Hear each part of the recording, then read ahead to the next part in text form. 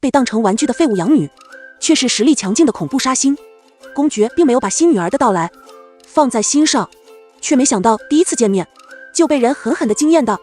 那宛如上位者的恐怖眼神，只一眼就让人产生了见到太奶的错觉。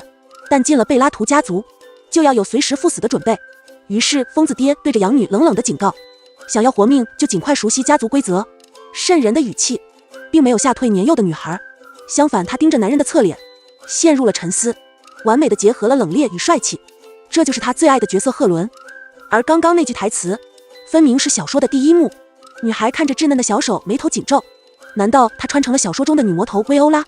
看过小说的她知道薇欧拉活得究竟有多痛苦。她原本只是贫民窟里的可怜孤儿，因为命带杀星才有幸被公爵收养。然而男人的目的却是用她来激励子女的厮杀。没人教会过女孩什么是爱，却早早地要求她掌握各种复杂的嘎人技巧。在这样一个压抑的环境中，薇欧拉的内心也渐渐扭曲。最终实力强劲的她解决了一众对手，却只能孤独地在家主之位上过完此生。所有人都觉着薇欧拉的人生足够圆满，可只有读者才知道，她想要的不过是父亲一个真心的拥抱。女孩理性地思考着现在的处境，穿书什么的不太现实，那十有八九就是她看书气不过，想在梦里帮薇欧拉改变结局。想到这里，女孩故作神秘地转过身去。在小说原本的序章中，身为爱人的薇欧拉选择了沉默，而现在她要做出不一样的改变。于是女孩无视了公爵面上的冷漠，她故作挑衅地掌握了对话的主动权。听说贝拉图家族理性至上，您不该问问我的意见吗？一旁的管家立马斥责地开口。女孩却不以为意地笑了。她比任何人都了解赫伦这个角色，她就是喜欢听这种大逆不道的骚话。果不其然，原本准备离开的男人戏谑地挑了挑眉，而女孩则逻辑清晰地阐明了自己的理由。贝拉图家族崇尚弱肉强食和家族利益，这样一个理性的家族，难道还需要强人所难吗？不卑不亢的女孩成功勾起的男人的兴趣，于是她饶有兴致地暂时妥协。你愿意成为我的女儿吗？话音刚落，女孩就微笑着点头，因为爸爸很帅啊。但她随即就直白地提出，这段父女关系的维系是因为她的选择，而她也希望大叔能真心地疼爱她。她不会让男人有后悔的想法，却也不想做被人利用的工具。成为我真正的父亲吧。女孩满眼期待地仰着小脸，她终究还是将真心话说了出来。即便是在梦里，她也想帮薇欧拉完成心愿。完美的演绎让女孩忍不住沾沾自喜。然而下一秒，剧烈的疼痛就席卷了全身，强大的威压几乎要将她的灵魂撕碎。而男人的脸上已经换回了癫狂的笑容，想要从她这里得到疼爱，还是先有命活下去吧。不过看着女孩坚毅的双眼，男人毫不吝啬地赞赏起来。他很期待养女的表现，这孩子比他预想中的出色太多。随后他果断地收起了凛冽的杀意。女孩如获新生的大口喘气，心中却在诧异，为什么梦境中的疼痛也会如此真实。直到2天后，她才后知后觉地发现自己竟然真的穿书了。但为什么她要穿到疯批扎堆的贝拉图家族，还要成为变态里面最变态的杀戮宫女？她无法接受未来要杀人的事实，但在这样一个崇尚武力的家族，不杀别人死的就是自己。女孩忍不住连声叹气，她努力地强迫着自己冷静下来。既然做不到杀人上位，那就演好一个杀伐果断的疯批养女。她要依靠对剧情的了解征服众人，只要能撑到大宫女顺利上位，这场血腥的夺位厮杀就能彻底落幕。但当务之急是怎么才能快速地融入贝拉图家族？在这里，绝对的实力就是最好的通行证。但没有实力的人也会被迅速抹杀。马上他就要经历小说里第一个关键剧情，父亲会派一名临时管家来服侍他的起居，但名义上的照顾实际上却是监控。所以他现在必须考虑好，怎么才能让管家臣服。就当是亲手创作属于自己的同人文吧。女孩乐观地想着，从今天起她就要做全新的薇欧拉贝拉图。想到未来要经历的事情，不过一想到未来要经历的事情，她还是忍不住一脸凝重。如果她没记错的话，父亲现在应该在跟管家讨论他可怜的生存几率，而这个数字是惨兮兮的10%。薇欧拉想的并没有错，但她不知道剧情已经在她的参与下悄悄改变。此时此刻，办公室内，男人正若有所思地回忆着白天的烧话。他拥有看清他人内心的真实之眼，所以在和薇欧拉对话的时候，他看到了那孩子渴望家人的想法。女孩对他的依恋是那样的强烈，仿佛在翘首以盼，等待了多年。赫伦对此无法理解，但这却越发勾起了他的好奇。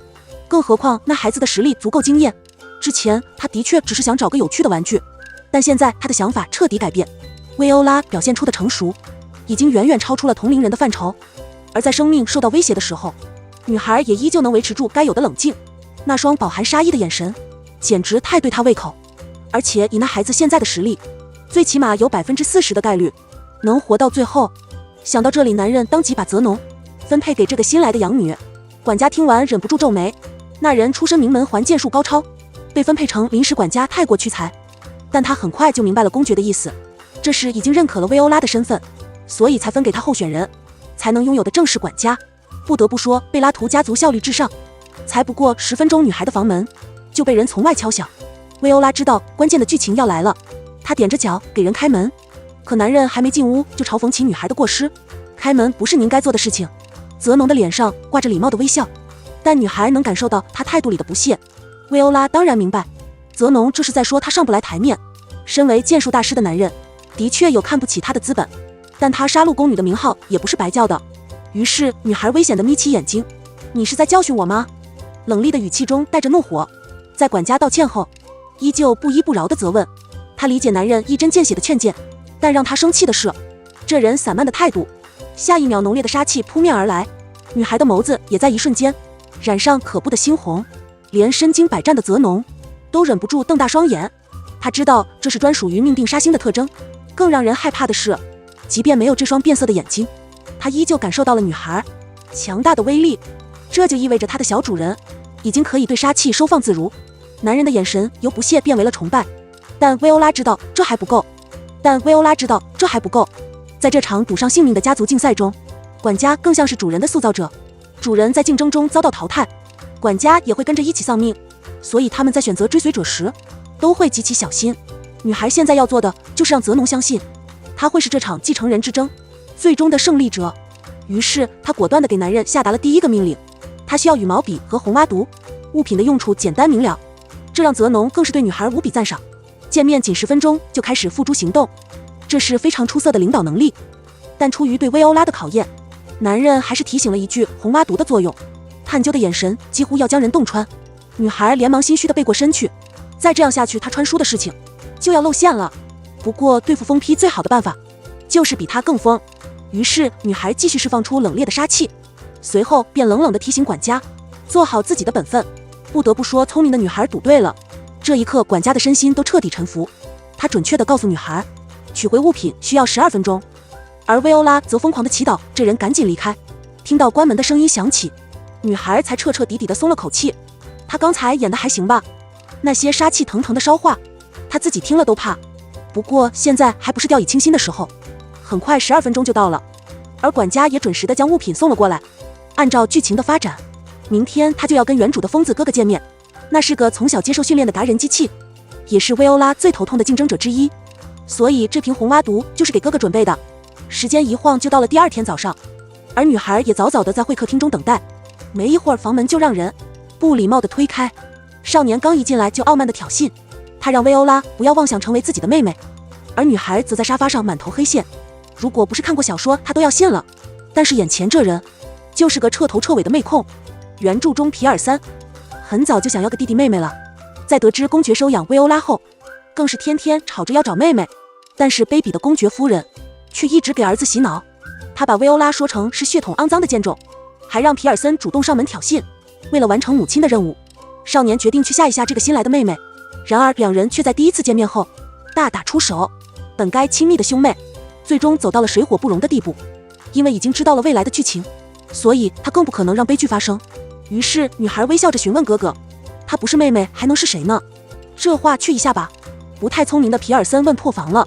回想着母亲说过的那些话，他过了好半天才挑了个最恶毒的词语，是祭品。少年自以为凶狠的挑衅十分完美，但看着妹妹波澜不惊的样子，直接给笨蛋哥哥整不会了。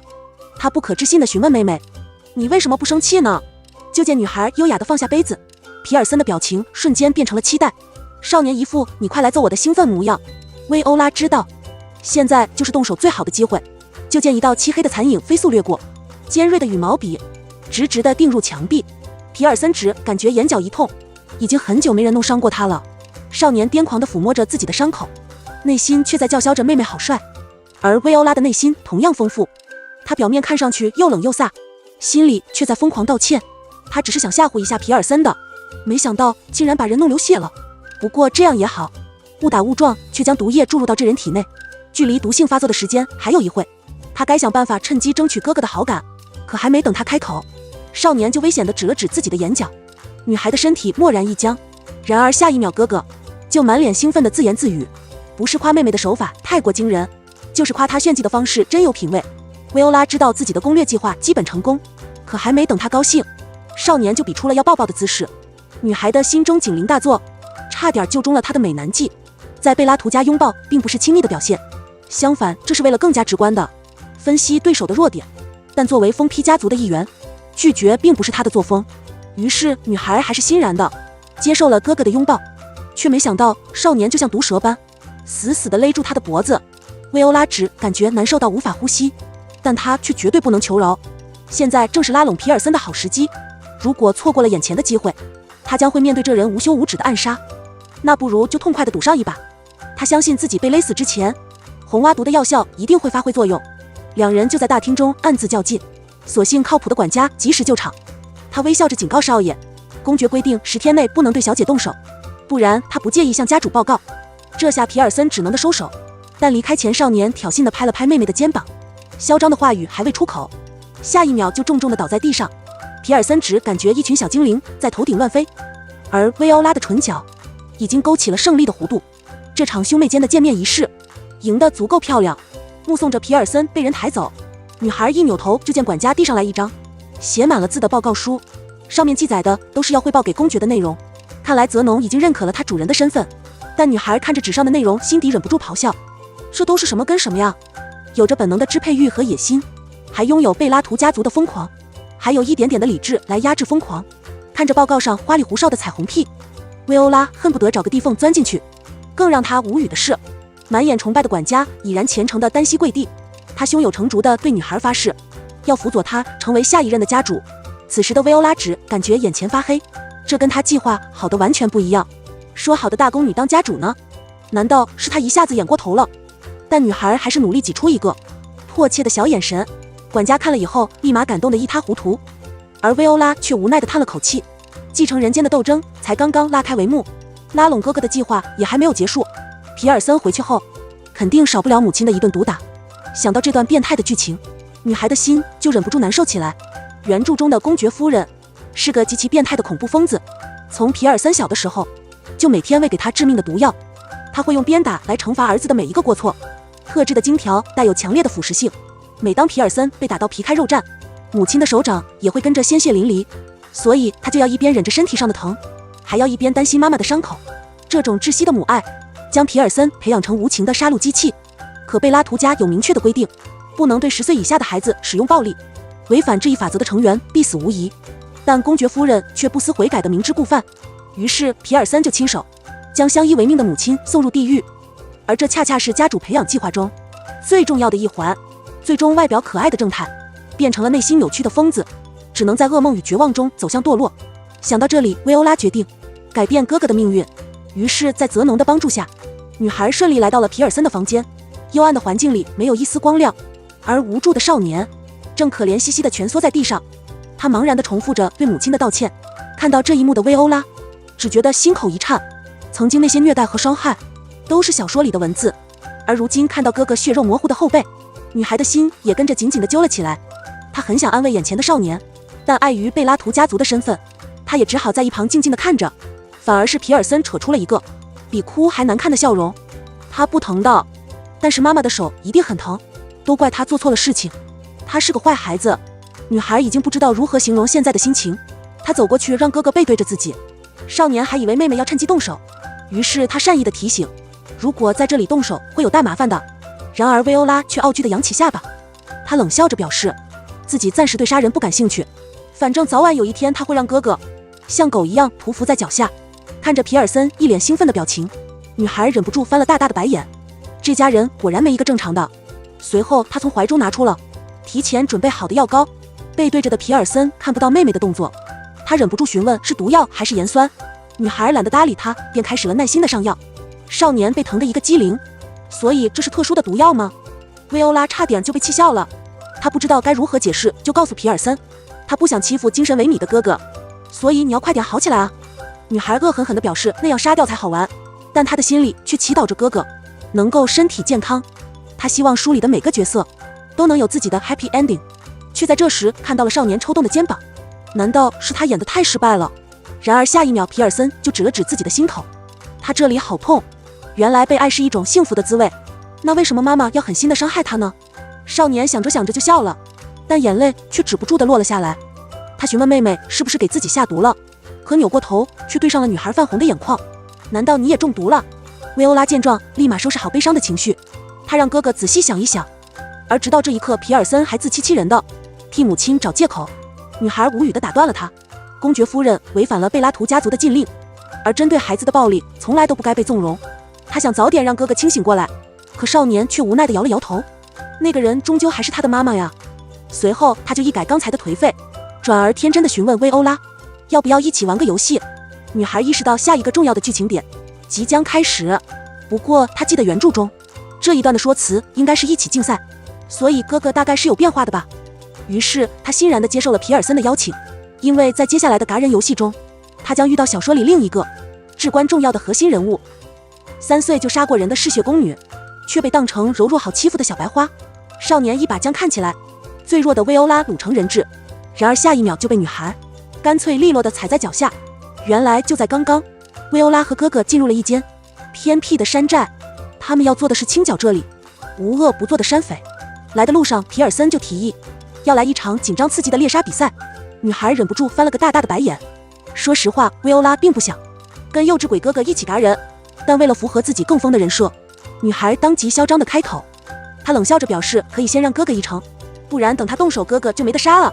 明明是不想嘎人的借口，少年却立马露出了崇拜的星星眼，他一副还是妹妹最懂我的兴奋表情，连薇欧拉都不得不佩服起自己的烧话。然而马车却在此时突然停下，空气中弥漫着淡淡的血腥味。皮尔森当即就准备大开杀戒，然而女孩的视线却被路边的尸体吸引。那是个看上去不过6、7岁的孩子，虽然知道是剧情设定，但薇欧拉的心还是不可抑制的难受起来。如果他猜得不错，此时此刻男主已经潜入寨子准备复仇。在原本的小说中，除了哥哥，他最心疼的就是男主图恩，这个命途多舛的少年。原本有爸爸和姐姐相依为命，然而山匪的到来却毁了平静的一切。慈爱的父亲被乱刀砍死，温柔的姐姐也不知所踪，纯真烂漫的少年在这一刻彻底黑化。即便在后面被带去了贝拉图家族，但等待他的也只是更黑的地狱。想到这里，薇欧拉决定要给男主一个好的结局，但当务之急是赶在哥哥前把人找到。于是一行人就往山寨的最里面走去。皮尔森一副逛自家菜园的散漫态度，相反薇欧拉就显得格外谨慎，这让身后跟着的2个管家都露出了赞赏的表情。这敏锐的洞察力和出于本能的细心，简直就是天生的领导者。就在这时，皮尔森率先找到了一个隐蔽的地窖，正当他准备破门而入，妹妹就轻而易举地将门拉开。女孩微笑着解释，这是山匪的惯用伎俩，外开的房门能为他们提供更多的逃跑时间。少年似懂非懂地点了点头，但对妹妹的崇拜已经如大海般滔滔不绝。他怎么能什么都知道呢？简直太厉害了。随后又听着女孩冷静分析，被挖出的尸体说明有人来过，而空无一人的瞭望塔更是最好的证明。入侵者应该是个身材娇小的弓箭手，而他们闻到的血腥味就来源于那个负责放哨的卫兵。说完，薇欧拉意味深长地看向哥哥，战斗已经开始了呢。女孩的话成功挑起了少年的胜负欲，他随即就闪身冲进了身旁的地窖。眼见着支走哥哥的目的已经达到，薇欧拉开始四处寻找起男主的踪迹。很快他就在一间破烂的木屋中找到了瑟缩的少年。然而当他看到那张熟悉的侧脸后，整个人都不可抑制地颤抖起来。那是他穿书前哥哥的模样，一向自持冷静的少女第一次有了失态的表情。她无所顾忌地撩开男主的裤子，小腿上赫然是3颗连在一起的黑痣。然而还没等薇欧拉从震惊中回过神来，一把锋利的匕首已经直直地抵上了他的脖子。完蛋，这下马甲要掉了。他没有原主那般杀伐果断的武力值，更何况管家还在旁边看着。正当薇欧拉思索着如何化解，一阵强烈的眩晕涌上了他的脑海。等他反应过来时，身体已然失去了控制。他这才惊恐地发现，真正的薇欧拉回来了。一瞬间，恐怖的杀气席卷了整个房间。双目猩红的女孩危险地开口：“你是在用匕首威胁我吗？”下一秒，女孩利落地闪身攻击，只一个手刀就将人狠狠地掀翻在地。管家在一旁忍不住赞叹，原来这是小主人，故意在敌人前露出的破绽，为的就是更加炫酷地展现实力。男人为自己的无知而感到羞愧，然而他却不知道了，薇欧拉此时正在跟原主争夺身体的主动权，再这样下去，男主就要彻底凉凉了。他不能让薇欧拉变成人人惧怕的变态疯子，更何况要杀的人还有着和邻家哥哥一模一样的脸。这一刻，女孩爆发出强大的意志力，而身体也终于回归了她的掌控。薇欧拉心有余悸地站起身来，却发现门口已经多了3个崇拜的小迷弟。皮尔森嘴硬地表示自己也能做到，但脸颊上的红晕却悄悄出卖了他。这次清剿山寨的活动圆满结束。回到公爵府后，图恩就被打包扔进了薇欧拉的房间。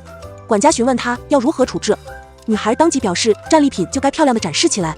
泽农心会神领地给人戴上镣铐，顺便还不忘夸赞一句主人真有品味。随后薇欧拉就借着调教的名义将管家支走，他想单独跟图恩分析眼下的局势，然而少年却丝毫没有配合的意思。他大声地辱骂着面前的薇欧拉，一心求死的模样让人头疼不已。没办法的女孩只能着手攻心，于是她一针见血地拆穿了男主的脆弱。她询问图恩是不是觉得自己很失败，明明想要复仇，却连姐姐的尸体都找不到，狼狈地在山寨里逃窜，最后还被抓了起来，被人直截了当地看穿心思。少年不可置信地瞪大了双眼，然而下一秒薇欧拉却告诉他，自己能理解，全都是因为他和他感同身受，过去的他也曾亲眼见证过家人的离世，所以就更要替他们好好的活下去。女孩短短几句安慰，却让一向坚强的少年失了眼眶。看到这一幕的薇欧拉知道自己的计划成了，那么接下来就是给男主一个活下去的目标。于是女孩自顾自地剖白起来，她故作可怜地表示自己在贝拉图家举目无亲，正需要一个全身心属于她的支持者，而图恩就是她能找到最好的选择。对外她要假装成匍匐在主人脚下的一条贱狗，而对内她就是薇欧拉最得力的助手。说完，女孩就微笑着向少年递出手掌，而图恩也明白这是他唯一活下去的机会，于是少年欣然地接受了薇欧拉递出的橄榄枝。而接下来就是他们表演的时间，咬了主人的狗必须接受惩罚，所以女孩要以主人的身份给他一点教训。图恩自然也明白薇欧拉处境中的身不由己，于是他毫不抗拒地跪在了地上。女孩提醒他要叫得惨一点，随后就违背本心地扬起鞭子，皮鞭抽打肉体的声音不断在房间中回响。看着少年因为疼痛而颤抖的身体，他真的快下不去手了。但他也知道管家一定在门口偷听，于是他只能强迫着自己变得残忍。所幸皮尔森的出现打断了这场残酷的调教，女孩也彻彻底底地松了口气。只是她没想到哥哥刚一过来就莫名其妙的生气，还质问薇欧拉会不会也像照顾她一样给图恩涂那种凉凉的软膏。当着哥哥的面，妹妹竟然要给别的狗子上药，哪怕这人是薇欧拉新收的小奴隶，皮尔森还是不可抑制地暴躁起来。妹妹的软膏只能是他一个人的，要是薇欧拉真给地上这小子上药了，他会毫不客气地把人做掉。皮尔森的警告足够凶狠，而在薇欧拉看来，哥哥的样子更像是小孩子在撒泼耍赖，于是他不满地询问哥哥为什么，得到的却是皮尔森理直气壮地回答，因为我被抹药也是第一次啊，所以你要对我负责。凑近的小脸上写满了认真。薇欧拉一度怀疑自己对哥哥做了什么不可描述的事情，但他当即就反应过来，皮尔森这是吃醋了。可即便这样，依旧不能惯着，于是他迅速采取了言语上的反击。他表示哥哥继续不讲道理，他就再也不给人上药了。听到这话，少年的表情如遭雷击，虽然心里有10000个不想妥协，但他更不希望妹妹因此讨厌自己。皮尔森的转身离开，临走前还不忘一脸傲娇地撂下狠话，等女孩10岁后，他一定会亲手杀了她。而薇欧拉却全当哥哥在拿嘴放屁。果不其然，少年刚一出门就停下了脚步。他真的舍得对妹妹下手吗？一想到妹妹不经意间给予的温暖，他的心就不可抑制地动摇起来。也许终有一天，他们不得不刀剑相向，但从丧失斗志的这一刻开始，他就清楚地明白自己已经输了。送走了难缠的哥哥，薇欧拉开始处理起图恩的事情。少年的后背早已血肉模糊，想来应该不会引起其他人的怀疑，况且再打下去图恩怕是吃不消了。于是他拍拍手将管家召唤进来。男人满意地看着浑身是血的少年，对待小主人的崇拜又比之前更进一步，完美的调教堪比华丽的艺术品。这样的作风完全符合贝拉图家的审美，但一想到薇欧拉在山寨时遭到的冒犯，管家就觉得这样的惩罚还是太轻。下一秒，阴冷的杀气疯狂肆虐，他冷着脸表示，如果不是小姐宽厚仁慈，他一定会让男孩死得面目全非。薇欧拉的心中顿时警铃大作，仁慈在贝拉图从来都不是一个好的夸赞，只有家主这样的掌权者才配仁慈，而候选人如果被夸赞仁慈，则是对能力的一种质疑。所以这是管家对他新一轮的试探吗？女孩的大脑开始飞速的运转，她绝不能让此事轻易翻篇，只有给泽农一个足够深刻的警告，才能稳固住自己刚刚树立的威信。于是薇欧拉一脸阴沉的将男人叫到门外，随即便重重的甩下一记响亮的耳光。怎么办？下手太重了。但女孩很快就镇定下来，她故作危险的眯起眼睛，用最恶劣的态度训斥着管家不讲规矩。以她对泽农的了解，这记耳光算是狠狠地打进了他的心坎儿。想让疯子臣服的办法就是比他更疯。果不其然，男人的眼中就只剩下了痴迷。他询问薇欧拉是否需要他自断手臂，甚至是以死谢罪，他都甘之如饴。管家疯狂的样子不像是在开玩笑。女孩当即装出一副嫌弃的表情，比起没用的尸体，她更需要一个强大的助力。殊不知随口胡诌的理由却被当成是上位者的权衡。泽农惊叹于薇欧拉小小年纪就懂得克制，这份强大的自控力连他都无法企及。而且如果不是女孩扇下来的同时使用魔法，他的脸肯定已经凹进去了。管家已然被这份强大的实力所征服，这就是他该全身心追随的王者，是带领贝拉图走向辉煌的引路人。是泽农毫无顾忌地将真心话说了出来，他真心期盼宫女能成为下一任的家主。薇欧拉听完顿时心下一惊，但随即就深深地叹了口气。他和管家的跨服聊天也不是1天2天了，误会就让他误会去吧。所幸这次的信任危机圆满解除，接下来他就要专心攻略。笨蛋哥哥，那孩子被母亲弄得遍体鳞伤，却还小心翼翼地渴望着那份扭曲的母爱，这样的他怎么能让人不心疼呢？不过现在还有补救的机会，但当务之急就是要让公爵夫人亲口承认自己的过错，只有这样才能让皮尔森明白，母亲对他所做的一切都不是关爱，而是畸形的伤害。只是薇欧拉没想到这天会来得如此之快，因为哥哥的邀请，女孩来到了他的房间。然而刚推开门，就看到了令人震惊的一幕，少年毫无生气地倒在地上，单薄的后背被打得鲜血淋漓，脖子上还有注入毒素后留下的针孔，整个人就像只破布娃娃一样，被人狠心地丢在地上。薇欧拉的眼眶蓦然发红，再怎么说皮尔森也只是个8岁的孩子，公爵夫人为什么要这么残忍地对他？所幸他已经提前做好了取证的准备，只要用魔法道具记录下眼前的场景，他就能帮助哥哥彻底脱离苦海。想到这里，薇欧拉立马命管家拍摄证据。然而下一秒，一道艳丽的残影以恐怖的速度冲了过去，锋利的指甲嵌进肉里，顷刻间染红了男人洁白的衣领。可得到任务的泽农却像感受不到疼痛一样，他固执地服从着主人的命令。你想干什么？公爵夫人的语气逐渐暴躁，薇欧拉却发出了一声嘲讽的冷笑。原来这人也知道虐待孩子是错的，可明知故犯的他就是不知悔改。所以哥哥值得吗？来换取一份虚假的母爱。女孩同情地看着已经清醒过来的皮尔森，看着他眼睛里仅存的光亮慢慢熄灭。他想他的计划要奏效了，而且有了这些照片的佐证，公爵夫人短时间内都不敢再有其他动作。可看着哥哥毫无生气的模样，薇欧拉的心底还是止不住的难受起来。说完，他就蹲在了少年的背后，冰凉的药膏触及伤口。皮尔森非常夸张地倒吸了一口冷气，女孩则不给面子地打断了他。挨打都没喊疼的人，上药有那么疼吗？原本装柔弱的少年立马噤声，薇欧拉却突然后悔了。这个满身伤痕的孩子该喊疼的，那些触目惊心的伤口又怎么会不疼呢？女孩尽量放轻了手上的动作，一时间房间里就只剩下了粗重的呼吸。突然皮尔森毫无征兆地转过头来，如果有一天我必须死在一个人的手里，我希望那个人是你。少年的脸上挂着腼腆的笑容，而薇欧拉知道这是哥哥特别的示好，他苍白的人生中除了杀戮再无其他，所以他能想到最极致的浪漫就是死在妹妹的手里。这一刻女孩几乎要控制不住地落下泪来，她连忙扮装着高冷地转移话题，我来哄你睡觉吧。她知道皮尔森有着很严重的失眠症，而这也是拜他残忍的亲妈所赐。为了让儿子随时保持警惕，公爵夫人竟然用折磨囚犯的方式不让他入睡。整个过程持续了整整5年。然而从那以后，皮尔森却惧怕起恐怖的黑夜。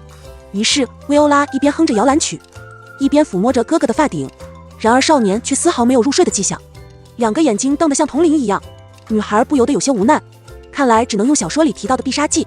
于是她学着公爵夫人的样子，用强大的杀气包裹着床上的少年，纤细的手掌慢慢掐了下去。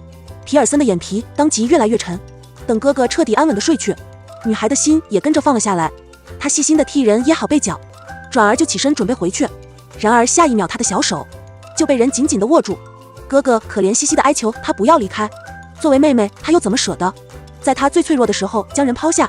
于是女孩安静地坐在床边，她轻轻拭去她眼角的泪痕。两个半大的孩子幸福地依偎在一起。而直到第二天清晨，薇欧拉才强忍着困意回去睡觉。只是还没睡醒，管家就如同幽灵般出现在她的床边。男人上来就是一顿彩虹屁的输出，可女孩却一个字都听不进去。她实在是太困了，却听见泽农信誓旦旦地表示要将主人演技高超的事情汇报上去。薇欧拉当即就是一个垂死梦中惊坐起。什么鬼？难道他假装疯批的事情要曝光了？他记得原著中提到，如果薇欧拉表现的不能让泽农满意，这人就会拉着他同归于尽。可还没等女孩开始害怕，管家就已经自顾自地解释起来。他表示知道小主人的怯懦与温柔都是装出来的，为的就是让对手放松警惕。命带杀星的人是不会有这种无用的情绪，所以小姐一定是靠高超的演技在迷惑敌人。听了这话，薇欧拉懒得再听下去了。她果然是高估了泽农的智商。女孩昏昏沉沉地闭上眼睛，而管家心中却开始了复杂的脑补。这一定是小主人对她隐秘的考察，能随心所欲控制魔力的人又怎功会犯困呢？所以他一定会努力通过宫女的测验。男人手脚地退了出去，男人跟手蹑脚地退了出去。而第二天，他对薇欧拉的评价就被递送到公爵的手中。赫伦盯着上面的报告，陷入了沉思。养女优秀的表现还真是让人出乎意料，这让他迫不及待的想要跟人见上一面。拥有上帝视角的怪物养女却被公爵质疑是个假冒的疯批。他不相信一个7岁的孩子能将每个考验都做到绝对完美，于是就打算亲自试探一下这个所谓的杀星。就在刚刚，管家向公爵汇报了薇欧拉的近况，字里行间都是对女孩毫不吝啬的夸赞。薇欧拉仅一招就放倒了上门挑衅的五少爷，甚至让嚣张的公爵夫人都对她忌惮不已。天花乱坠的事迹完全不该出现在一个孩子的身上，但管家崇拜的表情不似造假。公爵一下就对薇欧拉来了兴致，像泽农这样心高气傲的人都能被他收买，足以说明他拥有强劲的实力。但耳听为虚，眼见为实，公爵打算和女孩来一场正面的交锋。见面的时间定在了第二天下午。回去后，管家就为女孩准备了华丽的长裙，可爱的款式冒着粉红色的泡泡。薇欧拉忍不住满头黑线，这次又是什么另类的考验？连穿个衣服都不让人放松，简直太无语了。她勉强从一堆公主裙里选出了一身最简单的套装，可即便这样，依旧掩盖不住女孩出众的气质。可爱的模样就像橱窗里精致的娃娃，管家只一眼就看得热泪盈眶。能辅佐这样一位集美貌实力于一身的小主人，简直是他几辈子修来的福气。就这样，泽农隐瞒了公爵要考察他的实情，两人也一起来到了街上的甜品店。看着熟悉的蛋糕品牌，薇欧拉几乎要开心地蹦起来，光是看文字就让她口水直流。于是她迫不及待地走了进去，只是店里稀少的顾客引起了她的警惕。但当香甜的蛋挞被送上桌后，女孩就将这件事忘在了脑后。她捧起一块热气腾腾的蛋挞，兴奋又紧张地塞进嘴里，松软香甜的味道立马充满了整个口腔，就像小说里描写的那样，都有种飘在云端的幸福。薇欧拉的表情管理逐渐失控，但店里的冷清就更引起了她的怀疑。按理说这么好吃的店铺应该人满为患才是，下一秒大门就被人从外推开。薇欧拉漠然地瞪大了双眼，来人竟然是贝拉图家主赫伦。空气一瞬间凝固起来，周围的众人纷纷紧张地行礼。但作为一个彻头彻尾的甜品控，浪费粮食是绝对不能忍的。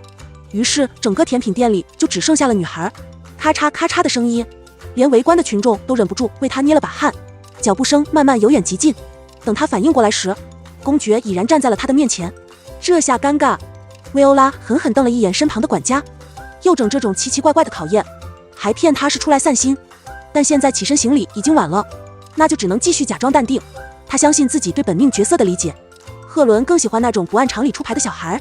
于是他微笑着向未来的父亲问好，男人却冷着脸摆了摆手，已然署名的收养文件被递了上去。我们已经是父女了。薇欧拉没想到公爵的行动会如此之快，因为在原著，正式收养是在3天后的欢迎仪式。不过剧情的偏移也不是一星半点了，最主要的是怎么成功将这人攻略下来，想来是不能和其他孩子一样说些恭顺的话。于是薇欧拉淡定地合上文件，怎么还需要我感谢你吗？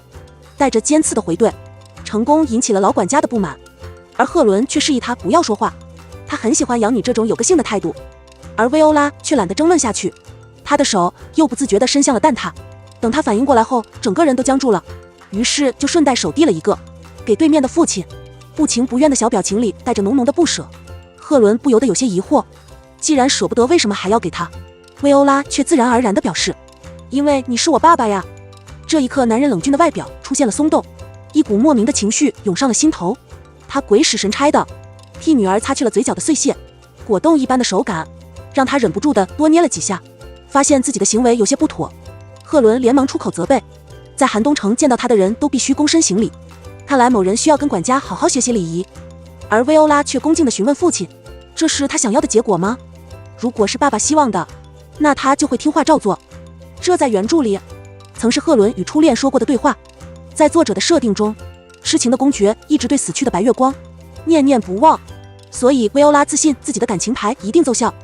而且番外还提到赫伦设下7层结界，只为在家中偷养刺猬，想来这人只是碍于家主身份表现冷漠，内心其实是个十足的萌物控。于是当女孩再次强调想成为赫伦真正的女儿时，她彻底愣住了。她还不知道自己心底女儿奴的属性正在慢慢解锁，于是留下一句晚宴上见，公爵就潇洒地转身离开。回去的路上，男人还在回味着女孩的表现，是不是所有小孩都会吃得满脸碎屑？一旁的老管家惊讶于主人的问话，他竟从讥讽中听出了一股宠溺的味道。而此时此刻，赫伦的脑海中满是那张奶冻般的小脸，所以那孩子究竟是真如表现的那般人畜无害，还是善于伪装，收起了自己狠辣的一面？公爵只觉得养女的表现十分有趣，再结合泽农报告上罗列的事迹，他现在彻底相信薇欧拉会是这场继承人争夺中最后的黑马，那就让他拭目以待吧。只是赫伦没想到，几天后的欢迎宴会上，女孩还会给他带来更加恐怖的惊喜。而从街上回去的薇欧拉却直接累瘫了，但她还是强撑着困意爬了起来。这2天图恩的伤已经恢复得七七八八，所以她准备试一下真正的薇欧拉何时才会出现。于是他命管家将少年带了过来，自己则开始了360度的上下其手。还是个孩子的图恩立马就被整不会了，他的脸就像有一团火焰在熊熊燃烧。所幸没一会儿，女孩就弄明白了，只要不是亲密的拥抱，她都能维持住意识的掌控。那接下来就不用提心吊胆的回避这人，只是还要给这孩子找个优秀的剑术老师。原著中图恩是跟着大师希克森学习剑术，并在未来的骑士选拔中崭露头角。那么现在他就努力让这个过程提前吧。虽然希克森现在是个无所事事的老酒鬼，但完全不影响他曾是公爵战友的事实。而且宫女家的狗和酒鬼学习剑术这种事情传出去，旁人也只会当个笑料。于是薇欧拉马不停蹄的带着管家去拜访这位大师，只是没想到刚一见面就遭到对方毫不客气的羞辱。年仅7岁的女孩究竟有多聪明，只一眼就看穿了恶心酒鬼的隐藏身份。男人还拿着酒瓶想要砸他，却不知道这一切都在薇欧拉的计划之中。熟读原著的他知道，眼前这个乞丐一样的男人其实是父亲的战友，帝国最强大的剑术天才。可如此优秀的他，却在妻女的离世后一蹶不振，酒精的麻痹让他醉生梦死。而薇欧拉此行的目的，就是将希克森拉上自己的贼船。一方面他要给男主物色一个靠谱的老师，另一方面他也要给自己增加活下去的保障。于是在管家的陪同下，女孩来到了公爵府的副楼。然而还没走近，薇欧拉就听见了侍女们恶意的嘲笑，紧接着一个烂泥一样的身影摇摇晃晃地站了起来，狼狈的模样就像只丧了家的土狗。而薇欧拉却笃定地表示，这就是他要找的大师。管家不解地询问原因，女孩则胸有成竹地表示，她曾经见过希克森的样子。薇欧拉当然不能说是原著里的描写，但这样的回答反而让管家更加惊叹。女儿失踪时，希克森曾在城区中到处寻找，而那时的薇欧拉不过3、4岁的年纪。如果这样的一面之缘都能让她记忆深刻，那她家小姐就真是百年难遇的记忆天才。想到这里，管家的脑海中已经浮现出各式各样的彩虹屁，而薇欧拉却突然开始犯起难来。怎么才能让死了闺女的女儿奴重新振作？聪明的女孩想到了2个办法，其一就是让希克森为惨死的女儿复仇，忧恨是使人变强的最快捷径，而他只需要用凶手的信息裹挟，就能让男人为自己所用。另一种则是利用男人女儿奴的属性，主动示弱，博取他的同情。人一旦有了要保护的东西，就会自然而然地努力活着。但薇欧拉更倾向于让希克森选择复仇，更符合疯批家族的审美。于是他大胆地表示自己曾亲眼目睹了贫民窟里的那场惨剧。红发的女孩像破布一样被丢在地上，她的耳垂上还挂着一个银色的十字架。薇欧拉描述的细节半点不差，寥寥几句话就勾起了老酒鬼最惨痛的回忆。他高举着酒瓶想让女孩闭嘴，可视线对上的刹那，男人却颓败地垂下了手臂。他女儿死的时候也是这个花一般的年纪，那个本该绽放却早早枯萎的孩子。男人在一瞬间恢复了理智。薇欧拉明白自己的计划奏效了。随后希克森就邀请女孩来到了自己的房子，陈旧的家具蒙着一层厚厚的积灰，可男人却为薇欧拉准备了干净的茶盏。这样的待遇是连公爵大人都不曾拥有。管家在一旁暗暗吃惊，他家小姐果然有着让人臣服的个人魅力。而薇欧拉也不准备拐弯抹角，他直言参与绑架的犯人有至少2名，只要希克森愿意合作，他可以直接说出凶手的名字，但前提是需要男人帮他训狗。训狗？希克森疑惑地微微皱眉。薇欧拉连忙尴尬地解释，是他捡来的一个男孩，脾气不好，像条土狗。如果可以，希望大师能教他一些剑术。只是女孩没想到这样一个简单的条件竟然遭到当场拒绝。没办法的她只能选择攻心。她假装要给希克森当女儿，然而一向不关心她的老父亲竟然莫名其妙地吃醋了。命带杀星的疯批养女却被当成普通小孩。公爵无法相信一个年仅7岁的孩子就有操纵人心的能力，但当挚友屁颠颠地跑来炫耀，公爵的心里还是说不出的震惊。那个一蹶不振的男人竟然肯为了薇欧拉重拾剑术，还大言不惭地表示要成为女孩真正的父亲。似曾相识的话他在泽农的口中也有听过。好像不知不觉中所有人都在向女孩的阵营拼命倒戈，但公爵还抓住了另一个重点。薇欧拉主动牵了希克森的手掌，就见挚友得意地摊了摊手，高调炫耀的模样就像只臭屁的花孔雀。公爵忍不住在心中腹诽，就牵个手至于吗？他努力地无视着挚友丑陋的嘴脸，但手中的羽毛笔还是啪一声碎成了2截。这个老酒鬼竟敢觊觎他家闺女，如果不是碍于朋友的身份，他肯定要扑上去把人宰了。公爵将气全都撒在了羽毛笔上。等管家发现的时候，某个幼稚的老父亲已经把能用的笔杆全掰坏了。冷静下来的男人决定主动出击，于是当天晚上公爵就邀请薇欧拉共进晚餐。女孩怀着忐忑的心情等待父亲的考验，然而餐厅里却一直维持着诡异的安静。她忍不住胡思乱想起来。为了防止公爵私下给孩子们赐予力量，在斗争结束前都是不允许和候补者单独见面。难道是自己假疯批的身份又曝光了？薇欧拉只想赶快结束这场坐如针毡的晚宴。然而公爵却突然询问女儿，他是不是主动要给希克森当家人，还让人牵过手了。女孩的心里顿时警铃大作，她的行为的确不符合贝拉图的审美。看来这又是一轮全新的考验。薇欧拉当即不卑不亢地大方承认，希克森就是个爱做梦的空想主义者，而他的主动示弱不过是利用人性的弱点。按理说女孩完美的回答滴水不漏，可公爵的表情却依旧冷得让人害怕。薇欧拉忍不住吞了吞口水，这跟原著中的描写不太一样啊。就见男人一脸阴沉的开口，不要随便给别人牵手，他不介意让那人消失。说完某个傲娇的老父亲还不服气的冷哼一声。薇欧拉则一脸无奈，合着公爵找他吃饭是因为吃醋了，但即便这样他也不能掉以轻心。却见主位上的男人随意的招了招手，下一秒一份精美的冻柿子就送到了女孩的面前。香甜的口感让她忍不住眼前一亮，塞得圆鼓鼓的小脸就像只可爱的小仓鼠。然而薇欧拉一抬头就对上老父亲直勾勾的视线，于是他冷静地询问公爵能不能别老盯着他吃饭。在场的其他人顿时一片哗然，还没人敢用这种语气跟公爵说话，甚至有人担心起薇欧拉的处境。可男人的脑海中却浮现出初恋的模样，曾经那人也微笑着说过同样的话，而自己是怎么回答的呢？他戏谑地告诉那人他是她的丈夫。于是公爵淡定地表示，因为我是你的父亲，你现在拥有的一切都是我给的。薇欧拉听完却满不在乎地笑了，随即他就语出惊人地让公爵摆正身份，是公爵求着他当女儿的，他可是什么都没要求过。似曾相识的话语勾起了男人最深处的回忆，可惜斯人已逝，曾经最甜蜜的记忆现在都变成了心头的伤口。公爵有那么一瞬间的恍惚，就好像妻子又回来了，可一回神就看见薇欧拉也在直勾勾地盯着他看。所有人都为女孩的莽撞捏了把汗，然而公爵却换上了赞赏的表情，伶牙俐齿，睚眦必报，不愧是他选中的女儿。男人忍不住调侃薇欧拉：所以你是在正当防卫吗？就见女孩认真的点了点头，没错，正当防卫。口齿不清的发音带着小孩子特有的萌感。公爵强忍着笑意耐心纠正：来，跟着我念正当防卫，正当防卫。薇欧拉奶凶奶凶的拍桌而起，一瞬间肆意的杀气席卷了整个房间，却听见老父亲再也忍不住的扑哧一笑：你不小心泄露了杀气。女孩当即像只受了惊的小兔子，连带着杀气也被吓得消失不见。完了完了，她在公爵面前没有隐藏好呢。然而女儿奴的老父亲却一点都没有生气，面对甜品都无法压抑食欲的女孩，却能如此完美的隐藏杀气，所以他看到的也只是薇欧拉精心伪装出的一张面具。这样一个千人千面的天才养女，怎么会让人不喜欢呢？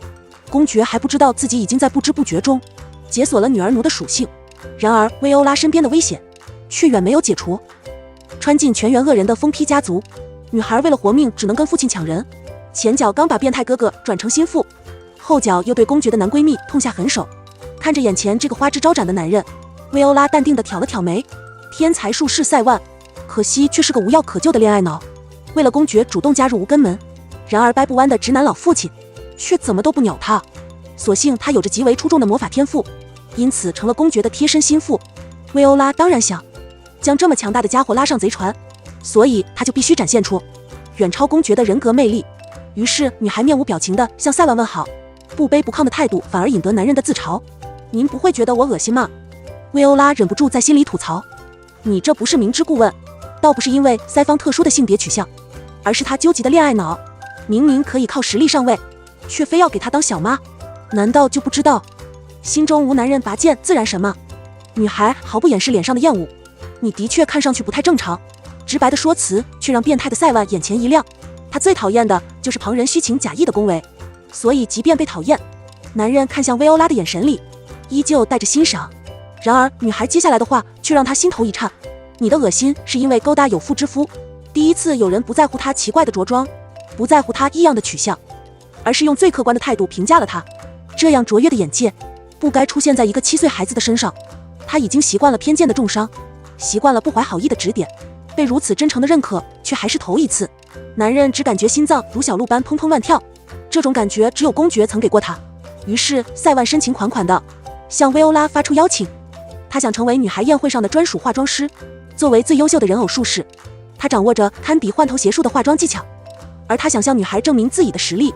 男人说着说着就癫狂的大笑，薇欧拉则在一旁目瞪口呆，这人怎么聊着聊着就突然疯了？但在变态窝里好像突然发疯也挺正常的，拒绝他肯定没有好果子吃。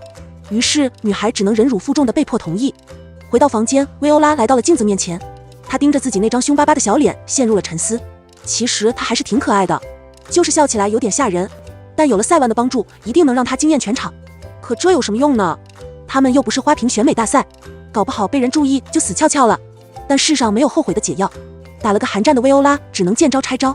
就在这时，一只白嫩的小手轻轻拍上了她的肩膀，刹那间安静的紫眸变成了诡异的红色，随着锋利的匕首挥出，真正的薇欧拉回来了。疯批恶女差点一刀杀了哥哥，哥哥却小心翼翼地让人上药，乖巧的眸子里写满了讨好，而薇欧拉却想都没想就拒绝了。这生龙活虎的模样哪里像是受伤了？就见人委屈巴巴地指了指膝盖，随后又理所当然地递了盒药膏。女孩忍不住在心里吐槽，之前满身鞭痕都不见她喊疼，怎么几天不见还矫情上了？所以你就不能自己涂吗？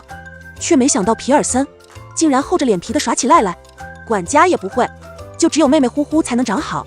少年一副你不上药我就撒泼的丑陋嘴脸，沮丧的小表情就像只被抛弃的狗狗。薇欧拉只能无奈地叹了口气，要不怎么说撒娇男人最好命呢？但她也不能一直惯着这个病娇哥哥。于是女孩淡定地表示上药可以，但皮尔森必须答应她一个条件。某个傲娇的幼稚鬼立马就不乐意了，他故作不屑地切了一声，可还没过2秒，又屁颠颠地问什么条件。薇欧拉的心里都快要笑岔气了，也不知道皮尔森为什么会对药膏这么执念。于是他当即拿出了一张协议，上面白纸黑字地写着皮尔森要帮薇欧拉完成一个愿望。这显然是个不合理的交易，可少年却想都没想地咬破手指，细碎的疼痛从他的指尖蔓延，但皮尔森却以最快的速度签下了自己的大名。这一刻，薇欧拉只感觉心口一滞，一个无限期的愿望，来换一次简单的上药，怎么想都是一场极为愚蠢的交易。可看着皮尔森期待的小脸，女孩突然就明白了，她想要的从来都不是所谓的上药，而是一次来自家人的关心。这个从小缺爱的孩子，就像抱住了溺死前的浮木，哪怕知道接近薇欧拉是一场注定会输的赌局，却还是像飞蛾扑火般不管不顾地冲了上来。薇欧拉还当他是书里那个偏执疯狂的杀戮兵器，却没想过再小的伤口也会疼的。于是薇欧拉耐心地替皮尔森处理膝盖，却听见少年闷闷地开口，他说他很羡慕妹妹，那么多人都喜欢她，还要给她办隆重的欢迎宴会，同样是候选人，他就没有这样的待遇。而薇欧拉的表情却慢慢冷了下去，这并不是一件值得骄傲的事情。明天的宴会与其说是为他接风，倒不如说是一场地狱级别的变态考验。到时候所有的家族成员都会担任评委，来共同考验他是否担得起贝拉图这个姓氏。平时面对1、2个变态已经够糟心了，而在宴会上他要面对一群老狐狸一样的疯批，稍有差错就会万劫不复，光是想想就让人背后发凉。但这场考验却是他逃不掉的。于是女孩决定利用对剧情的了解，一举成为宴会上最闪耀的存在，穿越进全员恶人的疯批世界。为了活命，就只能比所有人更疯。在被公爵收养的1个月后，薇欧拉终于迎来了自己的第一场装疯首秀。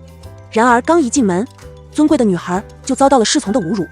男人故意将6宫女说成了7宫女，可话音没落，微笑着的她就如恶魔般手起刀落，随意的样子就像撩了撩耳边的碎发。而那名说错话的侍从已经像破布一样倒在了地上，众人难掩眼底的兴奋。而薇欧拉则嫌弃的踩了踩人偶的脑袋，这种恶作剧实在是太无聊了。玩味的杀意直指角落里的人偶术士。熟读原著的他早就知晓了考核的内容，但却没有像小说里那样砍断侍从的脖子，因为他清楚的知道血腥的杀戮只会招来不怀好意的忌惮。而现在的他却做出了最优的解答，因为他刚刚斩断的是操纵人偶的细线。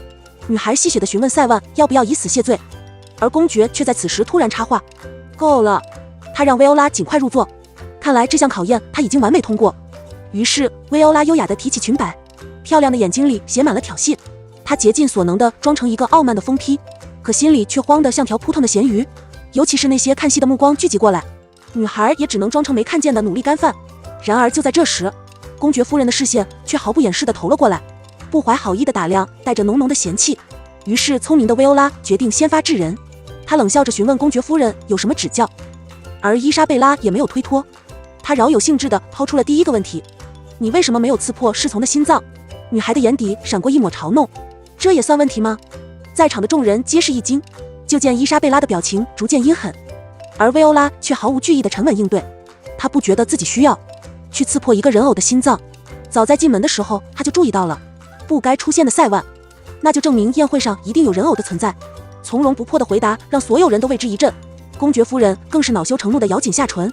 然而就在这时，公爵却发出毫不吝啬的夸赞，这是只有大宫女才有的待遇。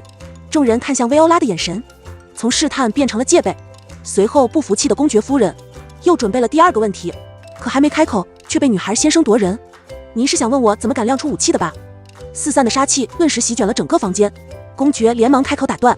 他该喜欢这样的薇欧拉，他疯批冷血又精于算计，但不知道为什么他总会下意识的想起那个依恋他的孩子，想起他吃到甜品后亮晶晶的双眼。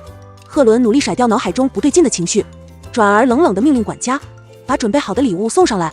没一会，整整齐齐的毒药就送到了薇欧拉的面前。可谁也没想到，女孩竟然挑了一瓶最毒的，然后不管不顾地喝了下去。穿进不装疯就会死的奇葩小说，女孩却表现得比所有人都疯。养母在欢迎宴上送给她致命的毒药，薇欧拉想都没想就一饮而尽，热辣的药液顺着喉管流进胃里，她的眼中也显露出不可一世的癫狂。不少人已经开始幸灾乐祸，而薇欧拉却淡定地勾起唇角，因为在小说的设定中，她喝下的是一瓶有着特殊意义的爱情毒药，那是前任夫人临死前调配出的殉情药剂，毒药的名字也是薇欧拉。而整本小说中，只有薇欧拉喝下去不会死，所以即便喝完毒药的女孩慌的一批，但她更相信自己的人设。于是在众人震惊的目光中，薇欧拉的双眼染上浓重的血色，弥漫的杀意席卷了整个大厅。公爵夫人不可思议的看着眼前的一幕，赞赏的脸上是毫不掩饰的疯狂。这孩子的野心实在是太完美了，和那瓶毒药一样危险而迷人。而主位上的赫伦同样满意，只是比起欣赏，男人的心底更多了一份莫名的担心。他该喜欢这样一个近乎完美的贝拉图成员，但不知为何他却怎么都开心不起来。而此时此刻，薇欧拉正努力地压制着嗜血的欲望。他告诉自己那玩意咸了吧唧的不好喝，赶紧想想甜甜的果汁糖水酸梅汤。所幸没一会，薇欧拉就渐渐恢复了正常的理智。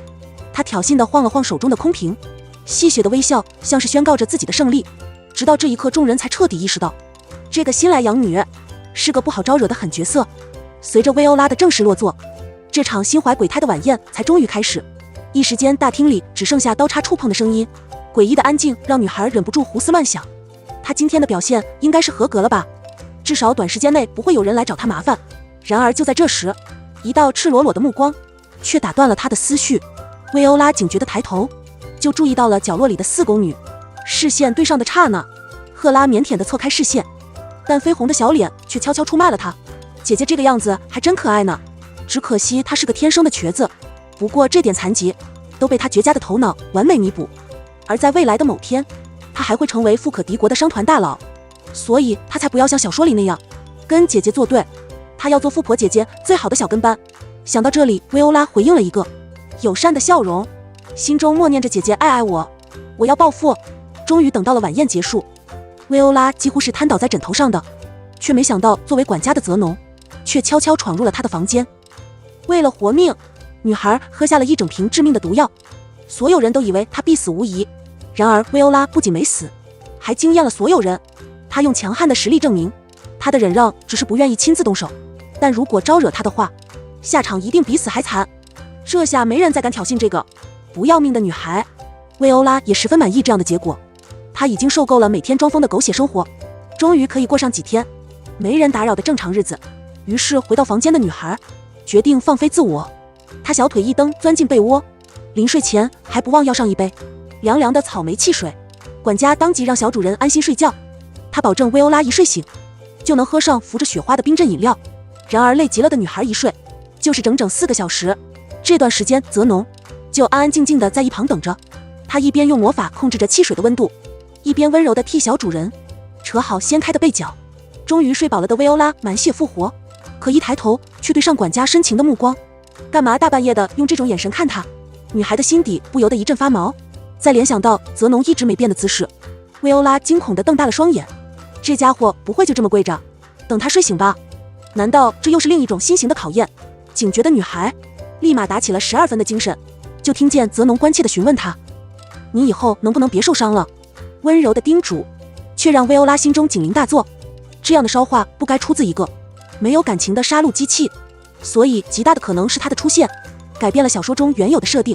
但他更愿意相信这是贝拉图家对他新一轮的考验。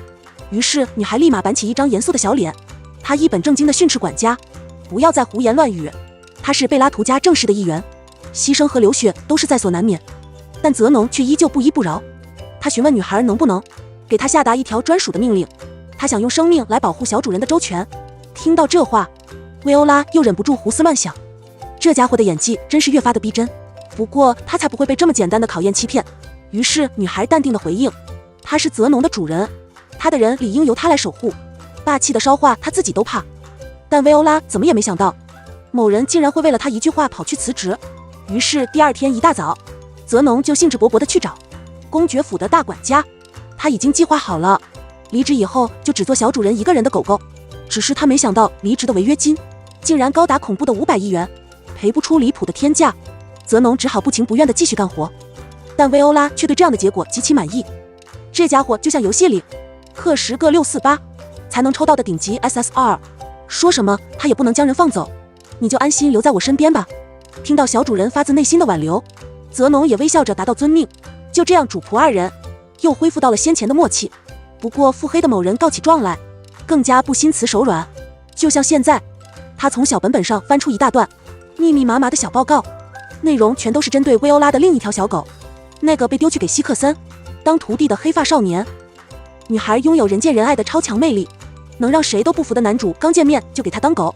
少年一上来就虔诚的亲吻薇欧拉的足尖，撒娇的模样就像只讨好主人的骚包小狗。出格的举动倒是把女孩吓了一跳，这家伙不是说好的禁欲系吗？怎么看上去就是一副不守难得的浪荡模样？这人设放在18禁小说里都相当炸裂。女孩下意识地缩了缩白嫩的脚趾，要是她有脚臭可就太尴尬了。不过某人很快就让自己冷静下来，他安抚地拍了拍男主的狗头，说不定这家伙只是暂时的委曲求全，所以他要好好想清楚接下来怎么调教。只是薇欧拉这次是彻底想多了，纯情的男主是真的做梦都想给女孩当狗。于是回到房间的他就将这个宏伟的梦想记录下来，他在纸上写下大大的伴侣2字。这一幕恰巧被送饭的管家撞了个正着，泽农的脸色蓦然一沉，看来主人新收的小奴隶胆子挺肥，狗还没当明白就敢觊觎主人的身体。男人眼底的杀意一闪即逝，却听见图恩骄傲地展示着自己的梦想，他要成为主人最忠实的伴侣小狗。说完，少年的小脸突然一红，他羞涩地表示，他现在还只是个没用的杂毛小狗，但等他学好剑术练好本领，就要当主人最心爱的伴侣狗狗。他想再感受一次主人的抚摸，想再闻一闻那香甜的脚臭。听了这话，泽农满意的点了点头，不得不说这小子还挺有眼光，但主人第一爱犬的位置只能是他的。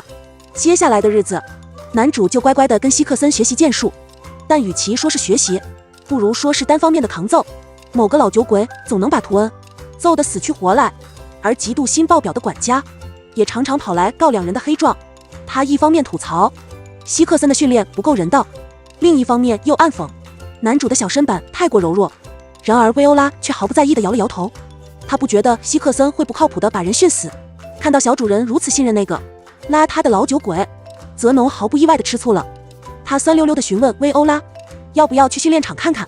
女孩当即狐疑地抬头，今天这家伙怎么怪怪，这感觉就跟吃了10斤柠檬一样。不过他的确很好奇男主的进度怎么样了。只是薇欧拉没想到，刚到比武场他就赶上一场激烈的打斗，其中一方是手持匕首的男主图恩，但另一方却是他杀红了眼的疯批哥哥。